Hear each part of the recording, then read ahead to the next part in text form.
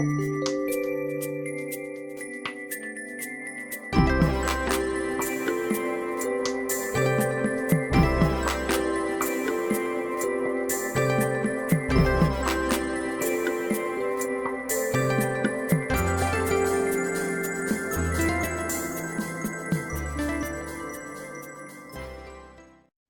and welcome to Pandora Astrology's monthly horoscope for February of 2023.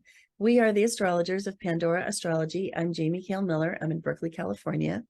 And I'm Julia Mijas, and I'm in San Francisco, California. Let's take a look at what's happening for you in February. Let's begin with two asteroid goddesses, Juno and Ceres. Most particularly, let's start with Ceres.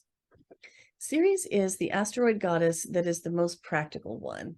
She has to do with the things that connect us to the material world, our bodies, our food and eating, our self-care habits, our physical safety and security, and our earning and wealth building.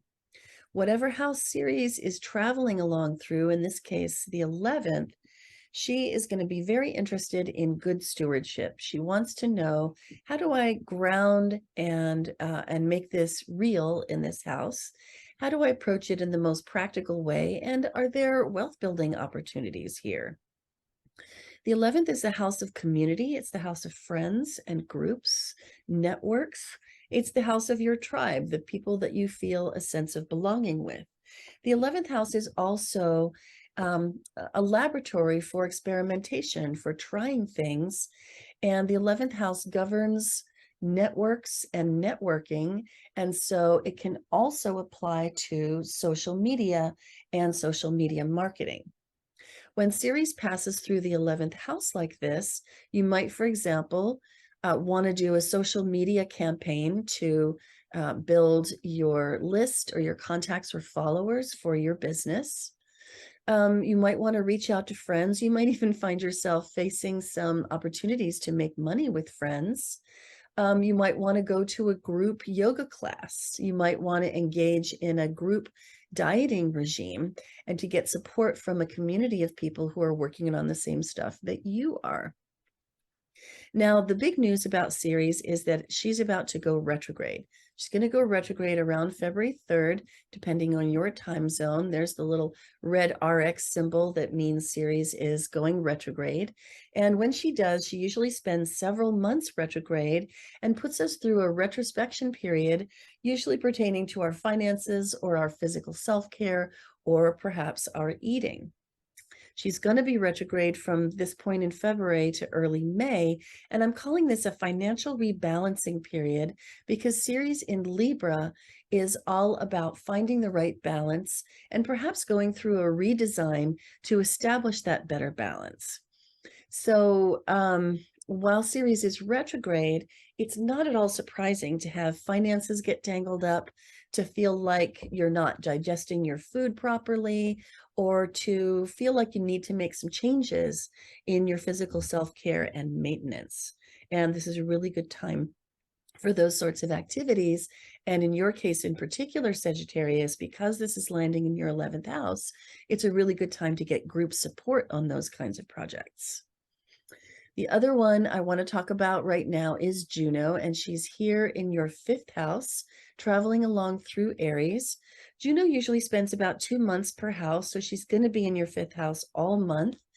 And Juno is the matchmaker. She is the spouse of the zodiac. She's all about committed partnership of all kinds, including spousal relationships or marriage relationships or business relationships too, and the people that you're the most committed to in life. The 5th house is a house of fun. It's a house of play and sex for the pleasure and the fun of it. It's a house of trips to Vegas. It's definitely a house of gambling and entertainment of all kinds. When Juno travels through the 5th house, it's time to have fun with your partner. It's time to just remind yourself of the playful side of your committed relationship.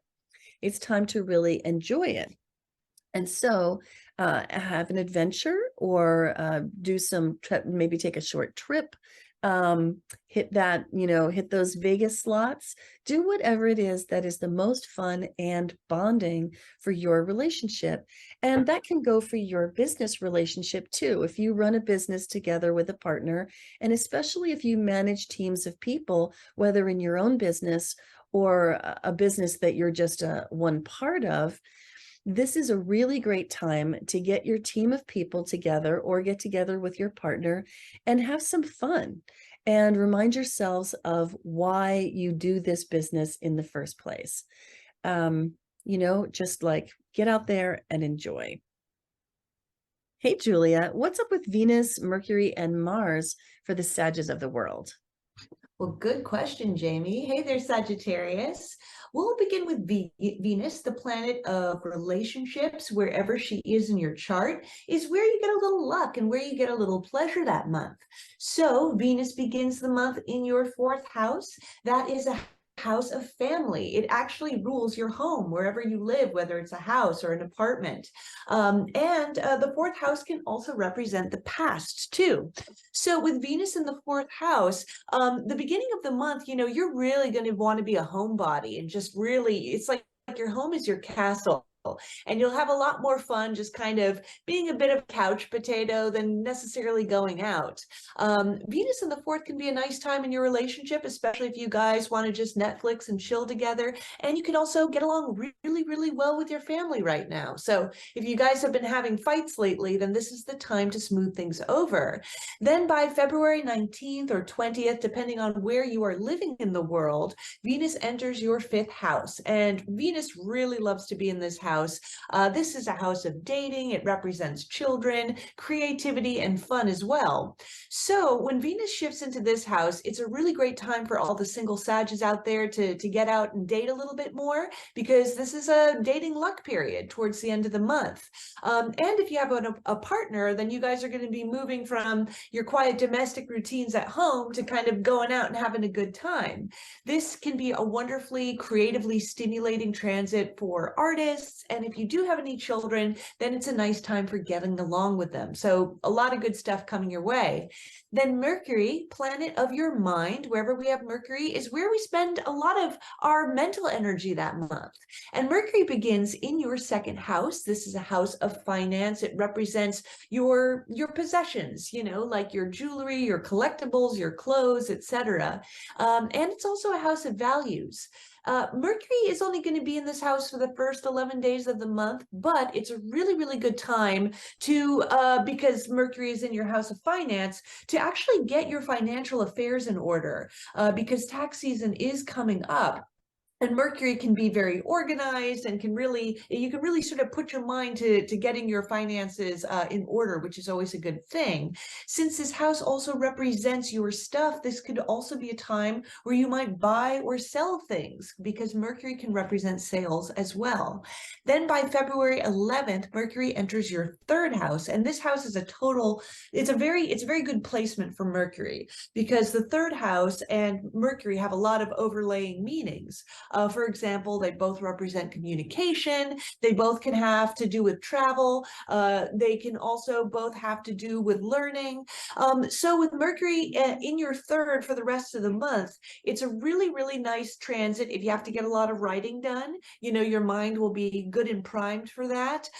Also, it's wonderful for those of you in school for learning new things. And you might find that you're taking more trips around your neighborhood or trips in your car, because the third house represents short journeys too.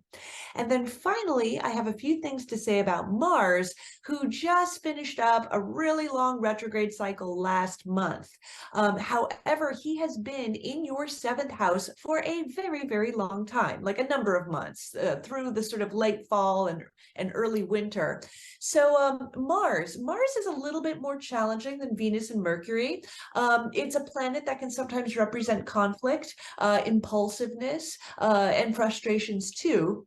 However, this whole cycle has been taking place in the seventh house, which is a house of partnership. It represents your romantic relationship. It represents any partnerships you're a part of, like a business partnership, also contractors, people you hire for advice. So the last few months have probably been very frustrating in your romantic relationship. Maybe you guys haven't been seeing eye to eye on things or getting into more arguments than usual, or it could also, that could include a business partner as well. And you may have had frustrations even if you've had to hire people. You know, if you're looking for a new counselor, if you're looking for a new lawyer or a new doctor, this may have been a little bit of a frustrating cycle for you. You may have had to sort of redo your hires because Mars is the planet of action. So even though Mars is still in this house, it is moving direct now. So that makes things a lot easier in these areas of life. And next month, it'll be out of your seventh house, which will be really, really good. However, you know, with Mars in the seventh, now direct for the remainder of this month, you know, this is a good time for getting some sort of shared energy out with your partner. So for example, if you like doing workouts, this could be a good transit for working out with your partner, maybe going on jogs together around the neighborhood or doing home projects together, you know, but get really active with your partner. And, you know, you can actually get into the more constructive side of this transit because there totally is one too. Yes, indeed. Well, I want to tell you about a couple of moons and a seasonal change that are happening. The first of these moons is happening on February 5th when the moon in Leo in your ninth house opposes the sun in Aquarius in your third. And they're both in a T-square with Uranus over here, bringing even more, shall we say, disruption and interruption and probably a bit of stubbornness as well. Full moons have a way of being relational. In other words, we do tend to get polarized around full moons, meaning we might identify with either the sun and project the moon onto a partner, or identify with the moon and project the sun onto a partner. In this particular case, the moon in Leo will have some pretty big emotions that the sun will try to, shall we say, balance with logic. And we're calling this one You in the Mirror of Community, because Leo is all about trying to express yourself and be yourself and put yourself out there in a big way. And then Aquarius is the friends, the people around you that have some distance from you, that mirror you to yourself, and maybe, you know, help you to balance your actions and reactions, especially the emotional ones. So the moon being in the ninth house, this does suggest that this month you might be feeling a lot of passion and big emotion and intensity around things that you believe, around your perspective in life, your worldview, your big picture view. And that faith and that belief might find itself meeting up with somebody who presses back on it with logic, with facts, with data. And then Uranus squaring this moon and sun might just make it, you know, even bigger and give you even more reflection. On the other hand, you might be the one who's feeling like you're bringing the logic and the data and the facts, and facing somebody in your life who is responding with something that's more rooted in beliefs and less rooted in information. This particular moon does have some stress in it because of the square to Uranus, but there's some lovely harmony in this moon too. In fact, more harmony than stress. Lots of help to get through any arguments that might occur, particularly from Mars and Juno and Chiron. And if you want to know more about that, you can check our monthly forecast page on our website, pandoraastrology.com, where you could find out all about this moon and how to handle it best. The next thing that happens this month is that the sun leaves Aquarius and moves on into Pisces on the 18th, although in this chart you'll see it happen on the 19th, and it depends on the time zone that you're in.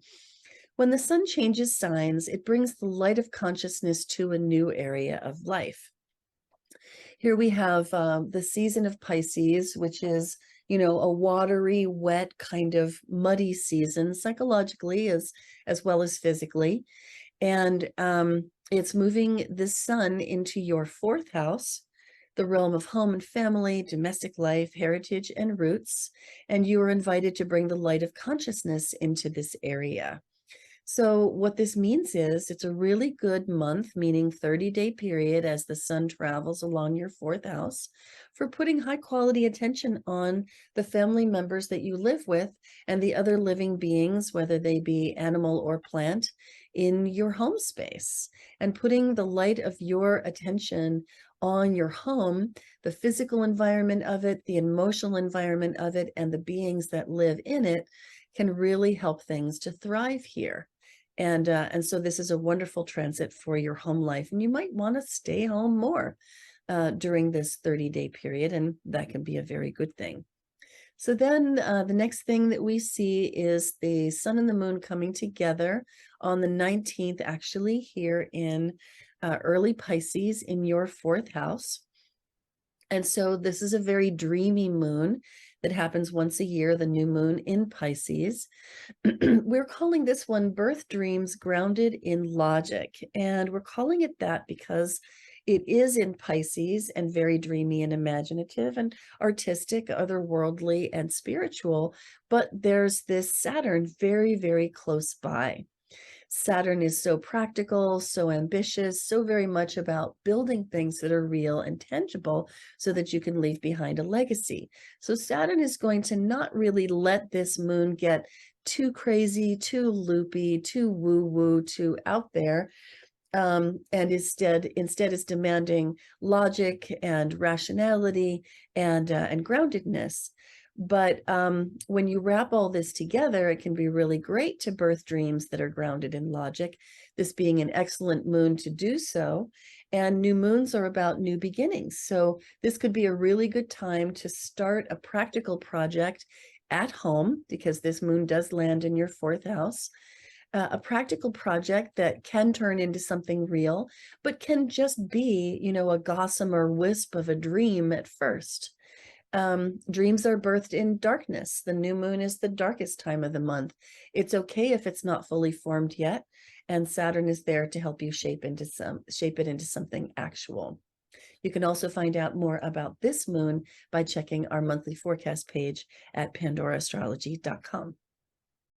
If you love Pandora Astrology's free and informative horoscopes, please do hit that like button, subscribe to our channel, and share our horoscopes with your friends. Horoscopes are fun, but they're also really general. If you want to explore this month's themes more personally, we'd love to meet with you in a real live reading where you can gain powerful insights and learn what you need to make the big decisions in your career, family, or relationship. You'll find the link in the description below. Have a fantastic February, and until next time, we'll see you around the cosmos. Bye-bye.